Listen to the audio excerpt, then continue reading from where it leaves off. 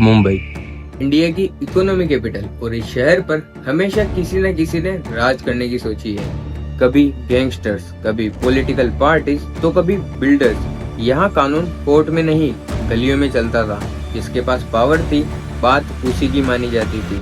इसे हमेशा उन्होंने चलाया है जो लॉस को फॉलो नहीं, उन्हें तोड़ते हैं। लेकिन सवाल वही है कि आखिर इसे चलाता कौन है। इस कहानी की शुरुआत हुई 1950 में।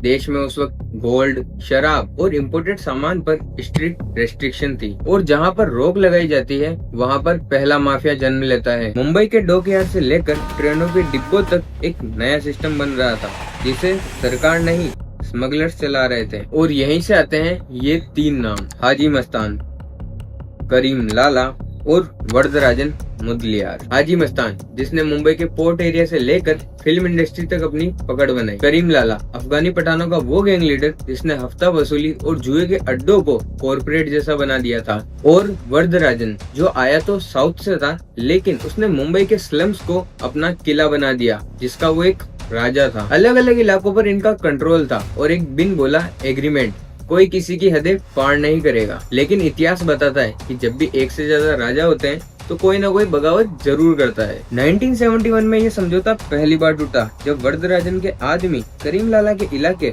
भाईखला में वसूली करने पहुंच गए। करीम लाला को ये सीधी एक लड़ाई लगी और उसने अपनी पठान गैंग को एक्टिवेट कर दिया और अगले ही हफ्ते वरदराजन के 2 लोगों को ग्रांड रोड स्टेशन के पास दिन दहाड़े गोली मार दी। आगे चलकर ज्यादा कुछ तो नहीं हुआ, लेकिन इस पेज पर आने वाले टाइम में इंडियन माफियाज करके एक सीरीज आने वाली है, तो पेज को जल्दी से सब्सक्राइब जरूर कर लेना। 1975 वो समय था जब तीनों डॉन अपनी अपनी दुनिया में बिजी थे। हाजी मस्तान अब सिर्फ स्मगलिंग नहीं कर रहा था, वो फिल्म फाइनेंसिंग, स्टूडियो और उसके अमिताभ बच्चन जैसे एक्टरों के साथ इनडायरेक्ट कनेक्शन थे। और अब हाजी मस्तान पॉलिटिक्स की तरफ देख रहा था और 1984 आते आते उसने अपनी एक पार्टी बनाई, भारतीय अल्पसंख्यक सुरक्षा महासंघ। करीम लाला अब बूढ़ा हो रहा था और वरदराजन पुलिस के दबाव में आकर धीरे धीरे अपने कदम हर जगह से पीछे हटा रहा था। इन सब के जाने के बाद मुंबई की सड़कों पर एक सन्नाटा पसर गया था, लेकिन ये सन्नाटा तूफान के पहले का था। 1980 में एक नया नाम उभरने लगा था, दाऊद इब्राहिम।